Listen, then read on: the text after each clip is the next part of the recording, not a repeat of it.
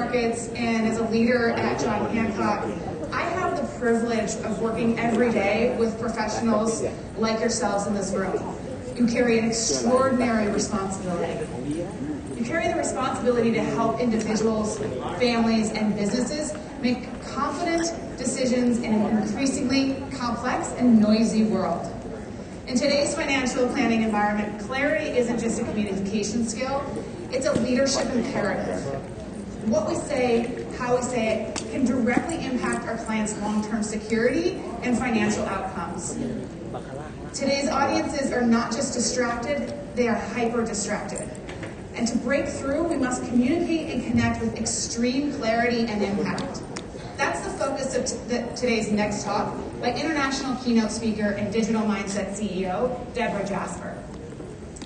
Deborah asked me to keep this short, and Deborah's going to help us cut through the noise and drive measurable results. So with that, please help me welcome Deborah to the stage.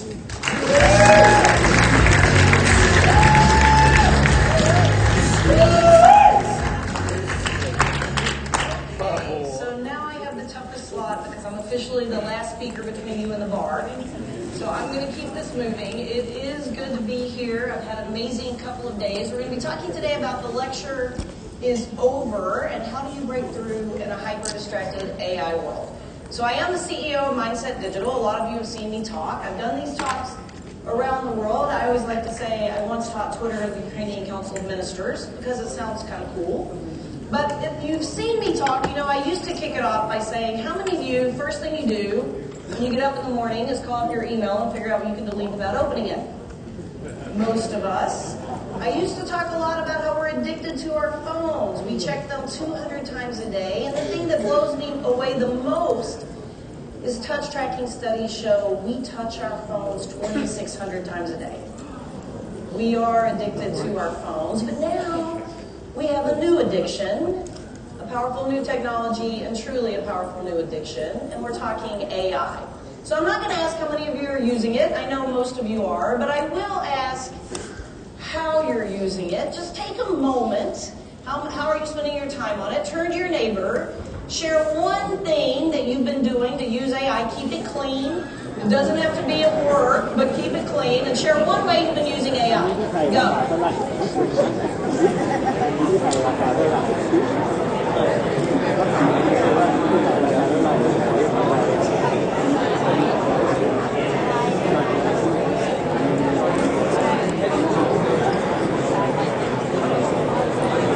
เขาว่าไง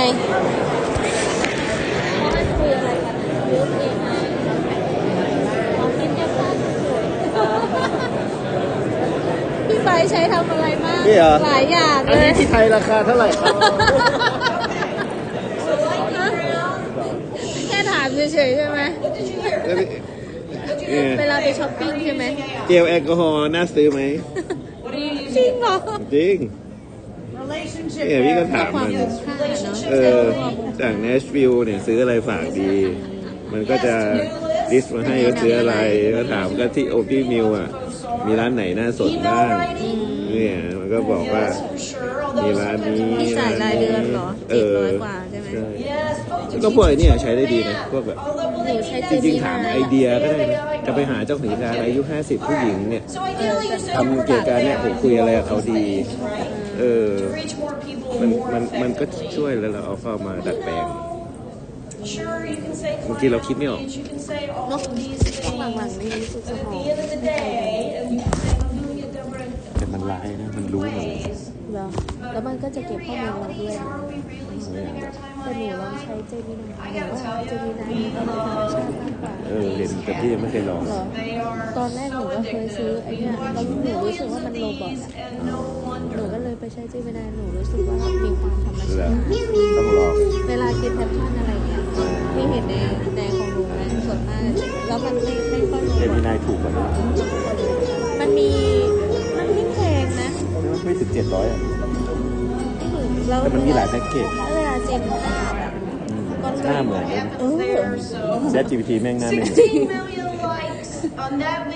ข่าวก็ไม่ค่อยดีเท่าไหร่อะไรนะข่าวที่เป็น that live in LA, Chicago, and New York took time to like that video.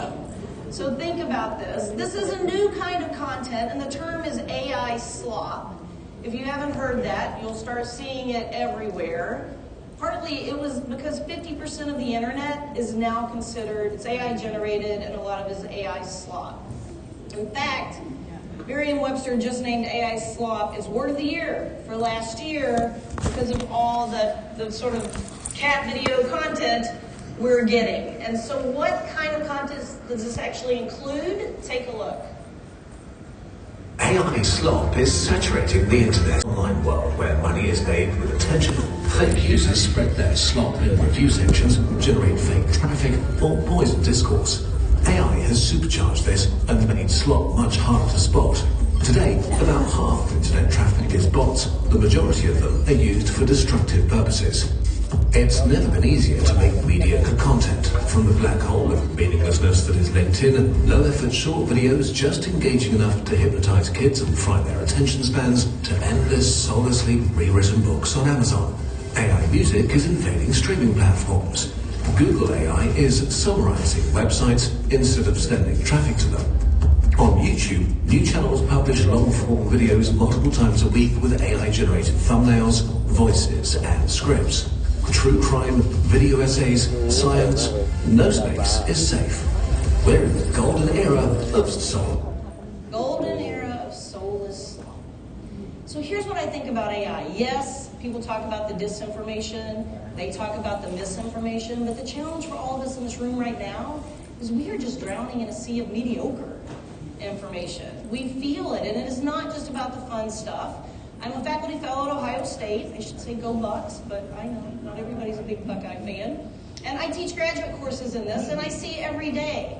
You know, my graduate students are now giving me badly written by AI research papers.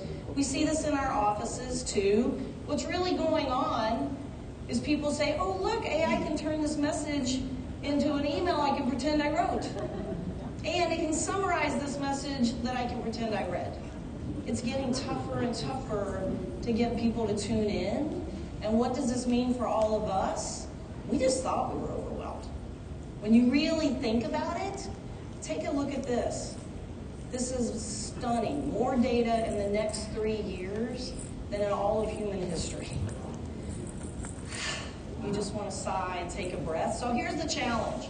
The essential new skill is not how are we leveraging the power of AI to create more content. It's how are we doing it to create compelling content that actually breaks through the noise instead of creating more noise. So today I'm going to give you 3 key ways to break through using extreme clarity with a new framework. Because in this new world, we know the attention span is so short, right? It's so tough. Attention is everything, and the competition is fierce. You might give me your time. People are always saying to me, I work with a lot of Fortune C-suite clients, and they always say, people won't turn on their cameras. What, can you help us get this to happen during Zoom calls? And I said, are you sure you want them to? I'm just saying, you really want to know what people are doing on those Zoom calls? And we're not just distracted. Let me just say one word about this because it's so key.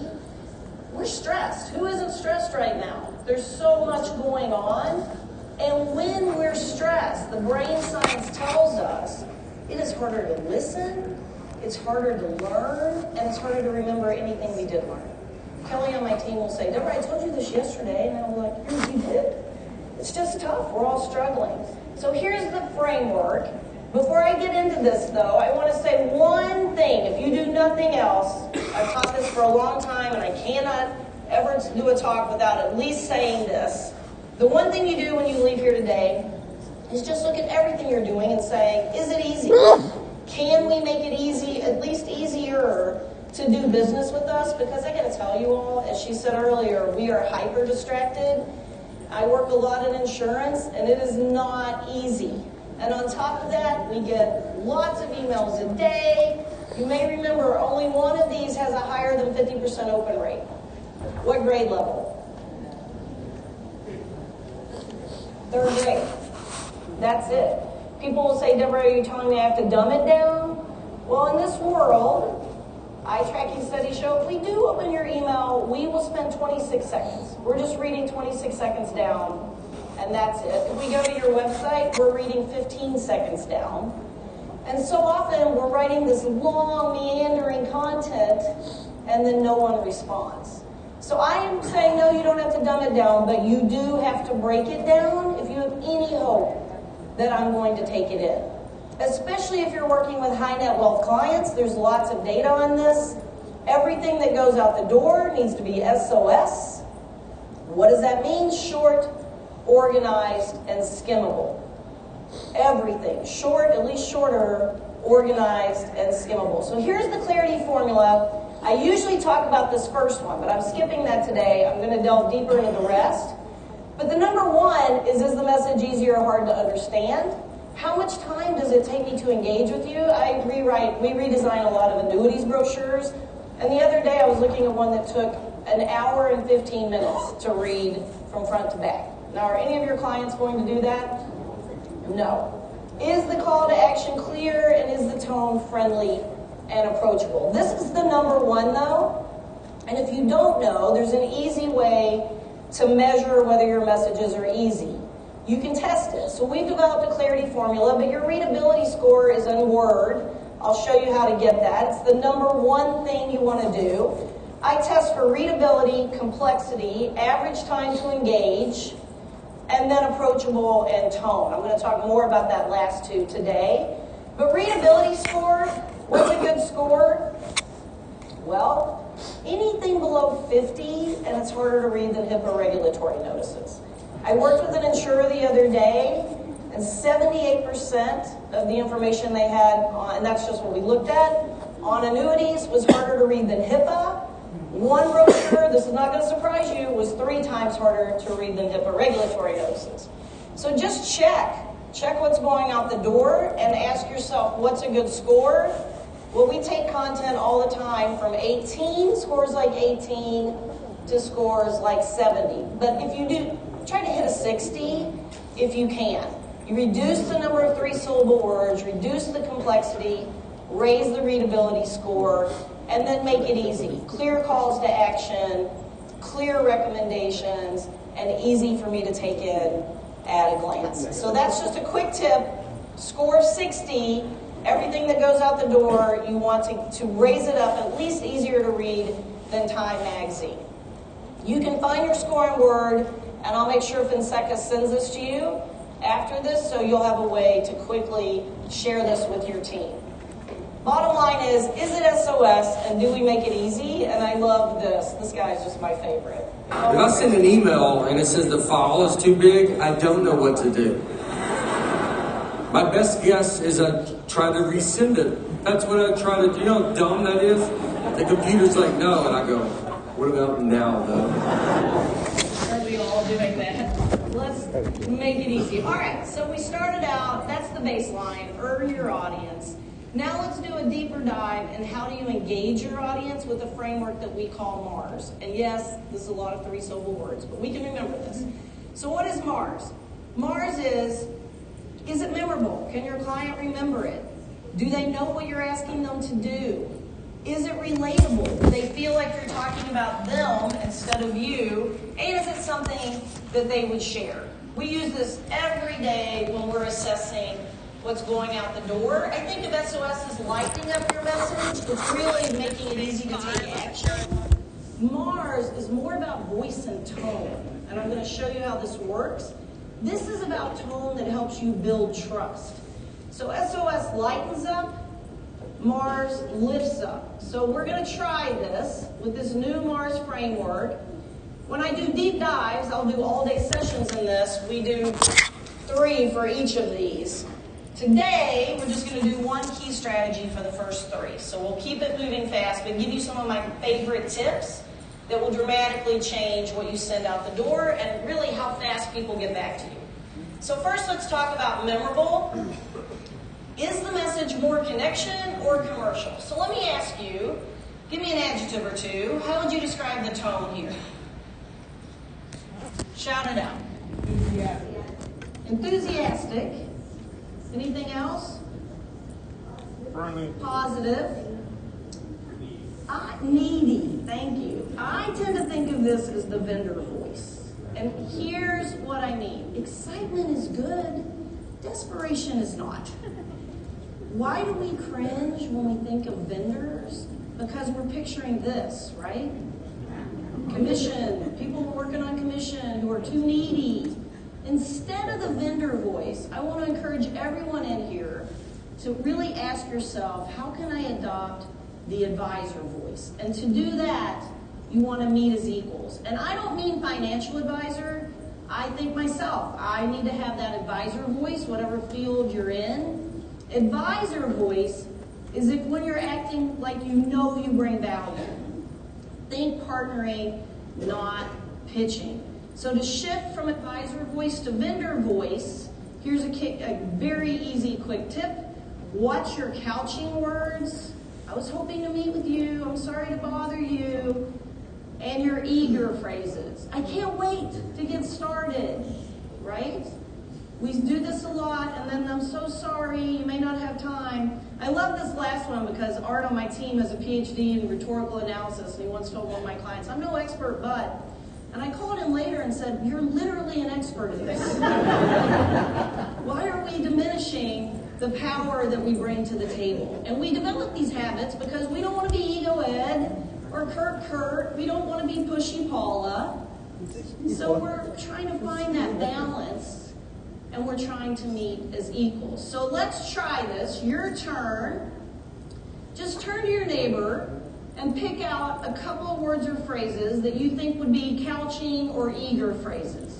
Pick out one or two. Turn to your neighbor and let's give this a try.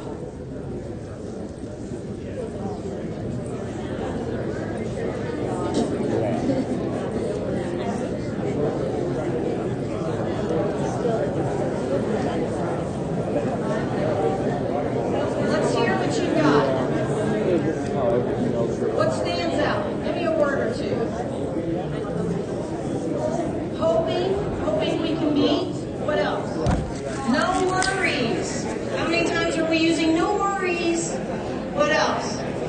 But I'm sure you're really busy.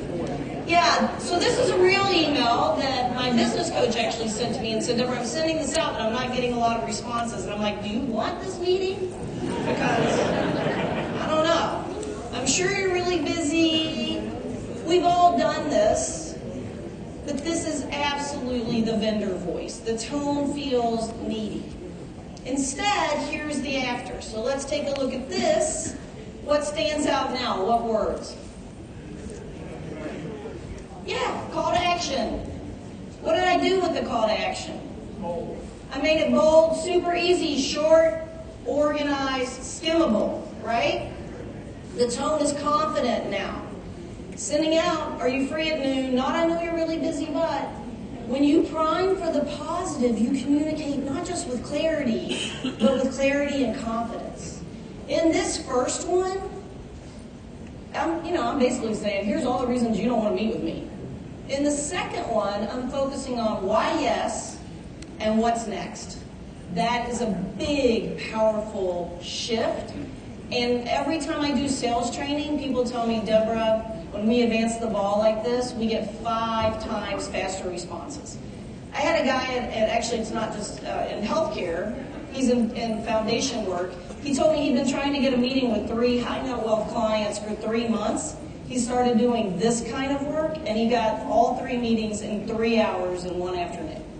I was like, can we share that? Because that's amazing. So what couching words do you see here or use? We don't have time to get into it today. When we do a deeper dive, people start sharing out. But there's a lot. Be thinking about what you're doing that might diminish the power that you bring to the table.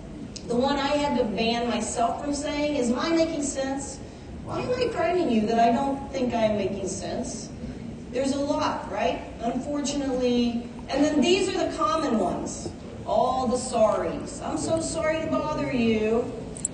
I'm not saying we have to stop apologizing, but we can reframe it. Instead of this, I used to say thank you for your patience, but I actually don't like that because the truth is maybe you haven't been that patient. How about we can get that to you by Monday? You might not have even been expecting it. for them, right? If we don't make it a crisis, our client won't. That is a big game changer. So the right tone builds trust, the wrong one breaks it. So thinking about your tone matters a lot. And if you're not sure if you're landing the right tone, AI can actually help, right? Is the language approachable? So with that email, I now took it to Gemini. Here's our note to Michael. I said, please describe the tone of this email, and here's what it said. And then my favorite part is here's your nudge. Hey, do you want me to write a firmer version? It's not impressed. Gemini thinks you can do a better job. And then it did. So it said, here's the things we recommend to make these changes. But here's what I will tell you all. This is good news for us so far. The AI version was still complex and overly formal. Every time I write an email, AI tries to make it more formal, more terse, more technical, and not as human. And in this world, we need to be thinking about how, it'll get us further, it won't get us all the way. My version was a lot better than the before version.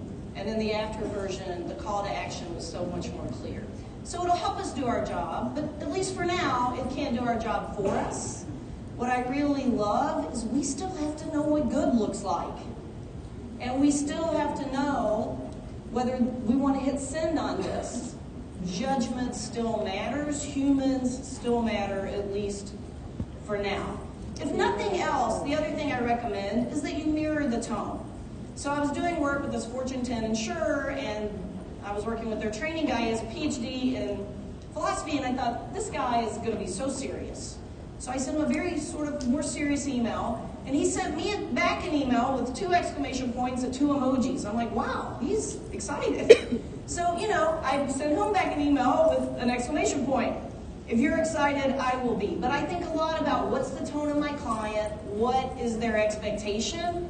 One tip, though, there's never a reason to put 2 of these at the end of a sentence. It just feels a little over-eager. So there you go. To meet as equals, really think about your tone. And one last tip, and this always surprises people, I don't thank you for your time.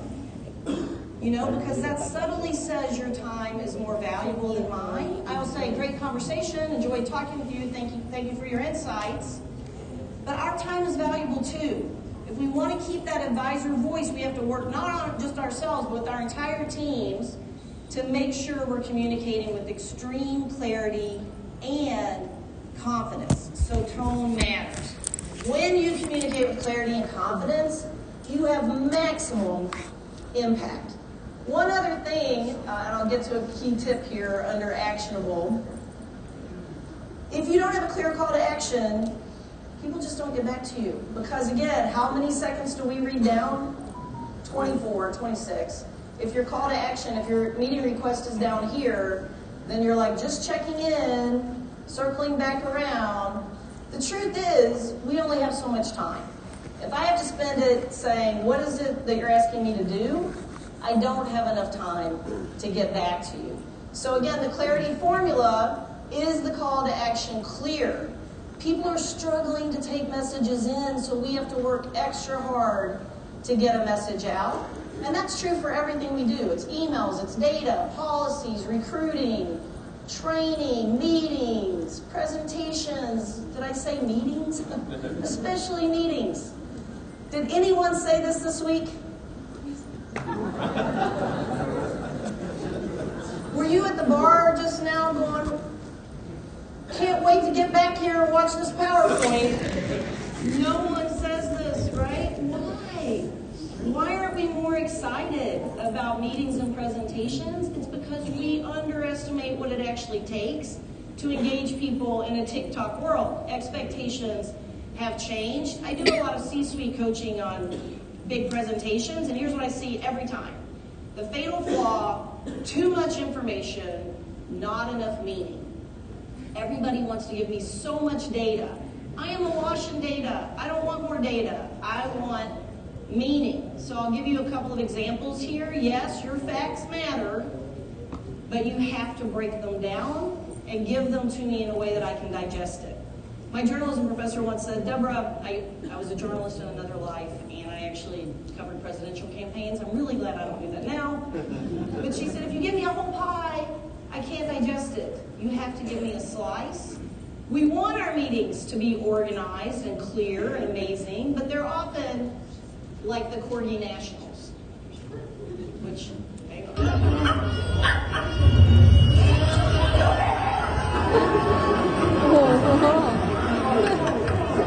I just want an excuse to show that video. It's the best. So, turns out meetings are #1 barrier to productivity according to workers. We spend so much time in meetings, we can't get anything done, and half of us leave meetings not knowing what to do next. We see this every day, so don't make me puzzle through. Here's my other favorite thing, because in meetings, people are not always saying what you think they are. Let's pull back on that for a second. I fell asleep while you were talking and I have no idea what's happening. I've got a stupid question. It's actually like a really smart question, but I was wondering if I say stupid beforehand, does that make me like kind of modest? Is that like a sort of charming thing to do, right? Let's pick that up in the next meeting.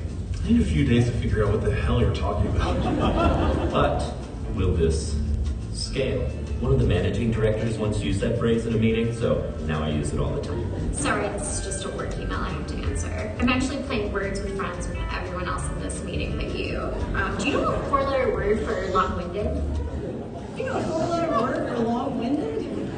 We have no patience for meandering, yet we're doing long meandering meetings and long meandering messages, and then we leave people frustrated and exhausted. Even with meetings, we have to break it down and make the call to action clear.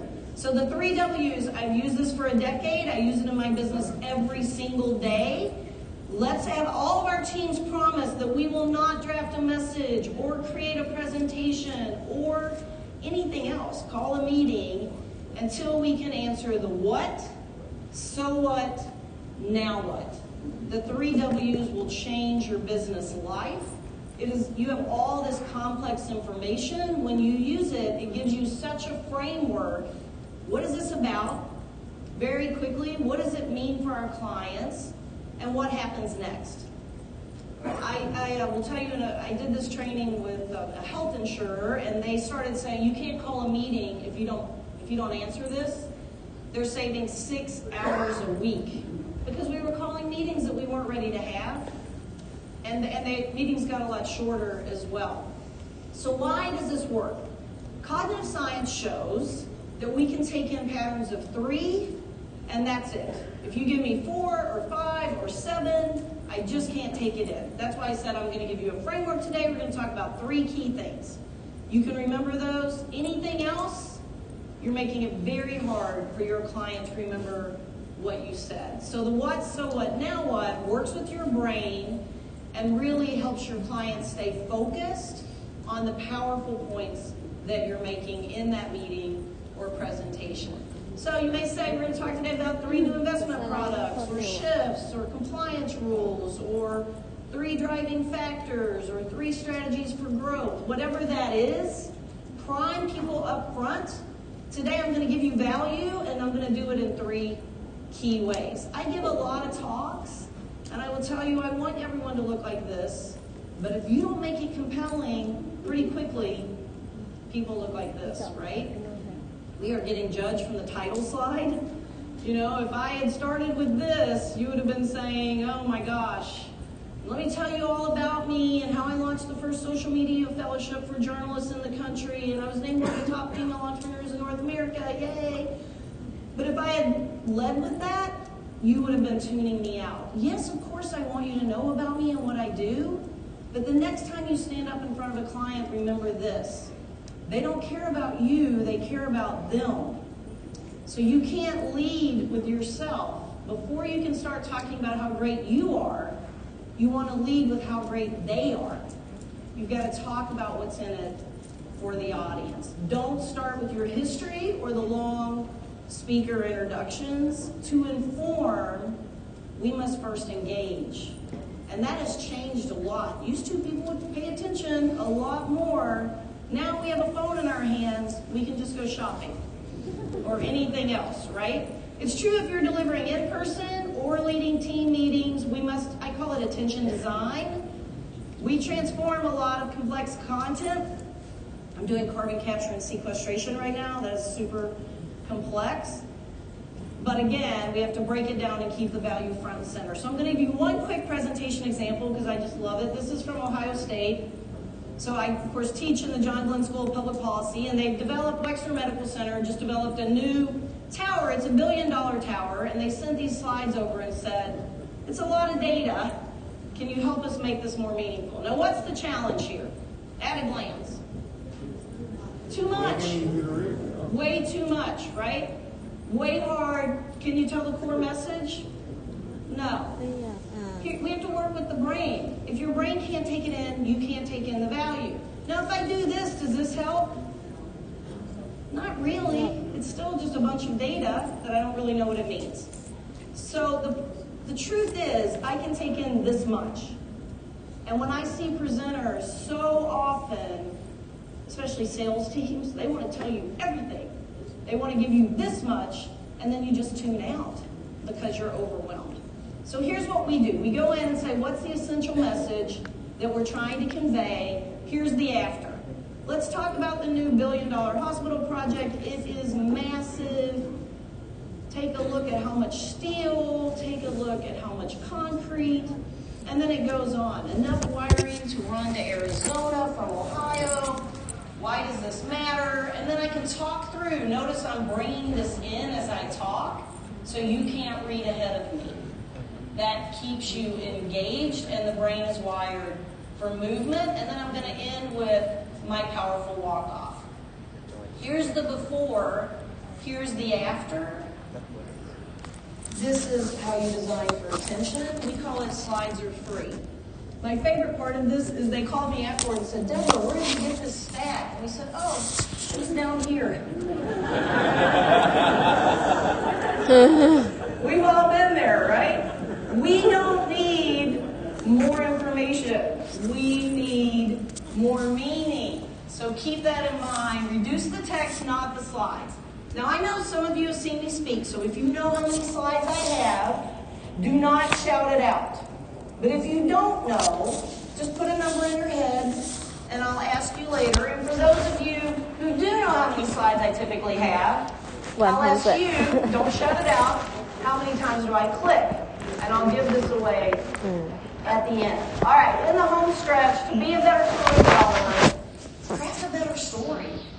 It's not, I see speakers all the time, but really good speakers, but bad visuals, and it just takes you down. You can be an okay speaker and have really great visuals, and it's a game changer. So key strategies, Mars, make it memorable, actionable, and now relatable. One final thing here, we talked about more connection or commercial, but what is the tone? Is it friendly and approachable? Here's a tip. We don't dialogue, we talk. Really, none of us actually dialogue, we talk. If it looks like something you would type on a typewriter, best regards, per your request. I always say, I've never said to my husband, Joan, hey honey, per your request, I picked up milk on the way home. We just don't talk this way. We have to write like we talk. Why would we use formal language with our clients? Because that creates a barrier. We want to build trust, which means much more informal language.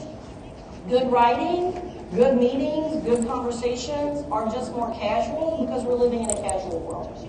This does not mean careless. I always put this in for the compliance people. It means conversational, friendly, and authentic. Plain words, is my dad's favorite phrase, are easily understood. Oh, I was going to say, take a look. Hang on. Oh, I got to back up.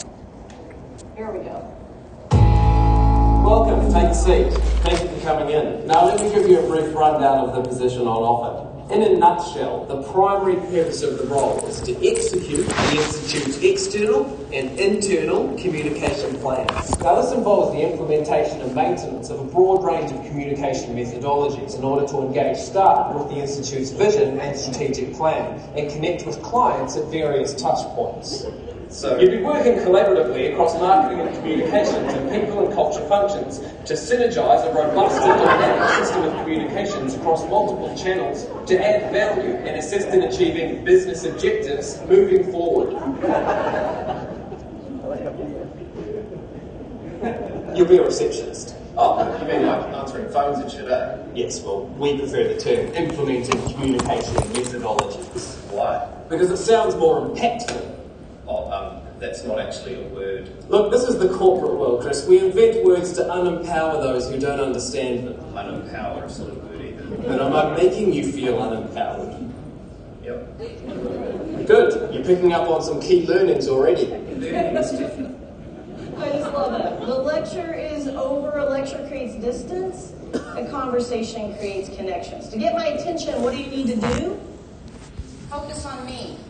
So I'll just do this very quickly, but I love this example. My friend Betsy was buying a car for her son from Carvana. I just want to show you this very quickly. But they are so friendly, and in every interaction with her, they use the word "you" 7 times. It's all about her. That was definitely not by accident. They had a lot of humor. Your car is dancing while thinking of you, and they sent her this video.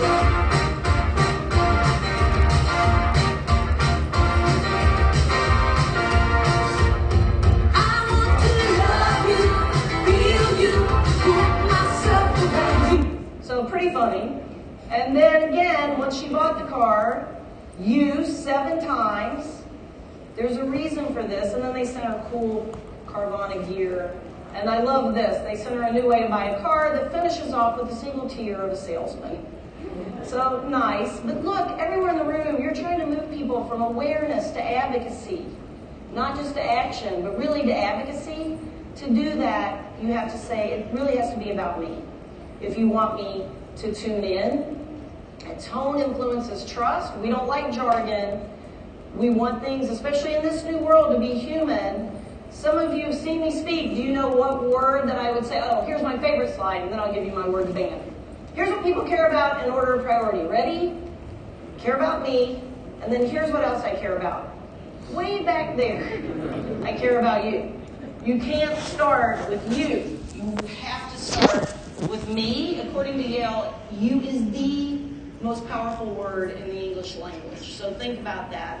And then my final note on tone, start with what you can do, not what you can't. Does anyone remember what word I said to ban if you ban nothing else? Here we go.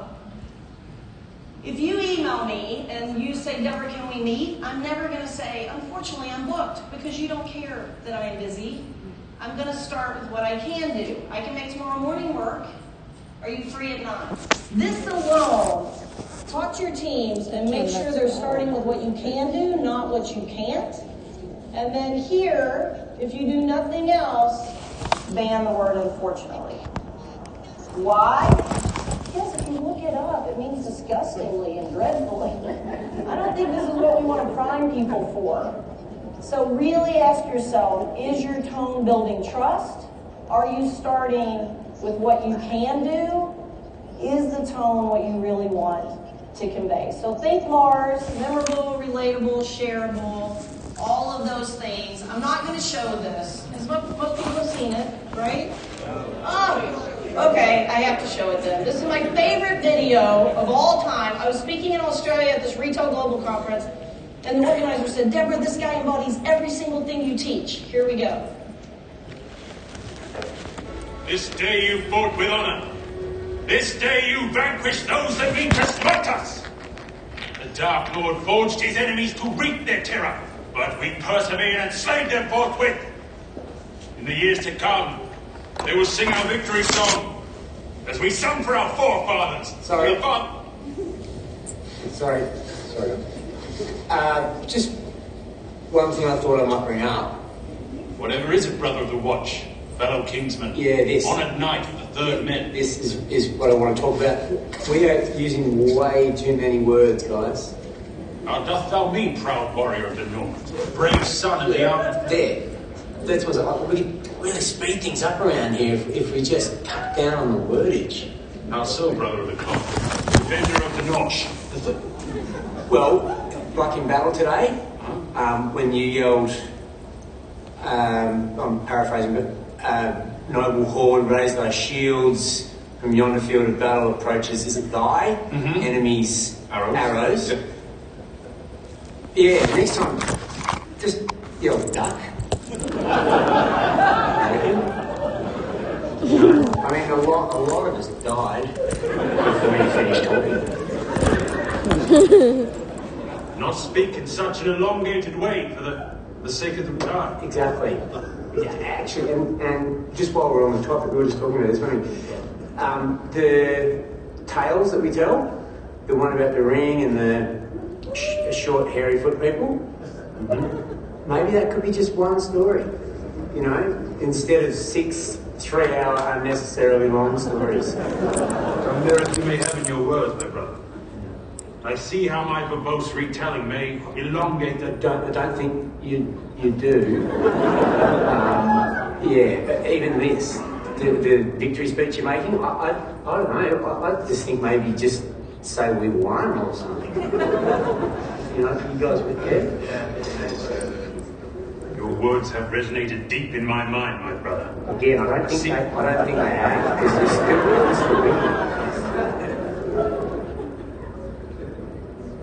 We won!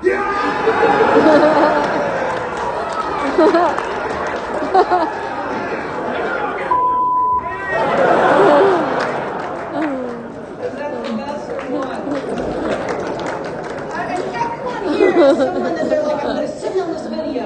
Everyone has someone like that. My favorite part is a lot of us died before you finished talking. Who hasn't been in a meeting and felt that? So our audience has changed. Expectations have changed. We have to change if we have any hope of breaking through. Let me wrap up by just saying, if you think it's moving fast now, I'm going to give you 3 next steps. But first, let me just say the bots are here to stay. Which of these faces are AI generated? Yes. Now I haven't used HeyGen, but they're like, hey, we can design it to look like you, sound like you. Don't want to go to the Zoom meeting? Send your bot. Are we gonna have this? I don't know, man. But I will say, how much audio does it take to sound like you? 3 seconds. Right? Wow.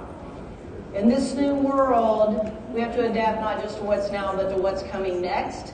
You think of bots like Amelia, adapts to your emotional state. Look at this video. The ideal digital employee is exactly who we are building. It is Amelia. It is a colleague who does not take breaks, does not take vacations, does not take sick leave. They are spot on with their answers and able to help the end user solve their problem. Does not take sick leave. This is why I say the #1 skill is going to be human language that builds trust. The ability to break through in an overwhelming AI world. I love this. I heard someone say this at a conference. You used to say you can't communicate the same way, right? We used to say this. Now, I think it's this. We're not even going to get the same result because we're living in a very fast-moving TikTok world. So delivering your info, that's just meeting my needs. This is just meeting my expectations. Engaging informal visual human, this is going to create the experience that keeps people tuned in, and it's easy to say, but man, is it hard to do. So, especially that human part.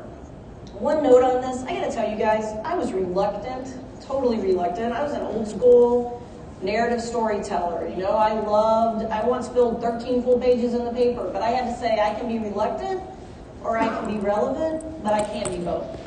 We have to adapt or we are not going to thrive. So 3 next steps.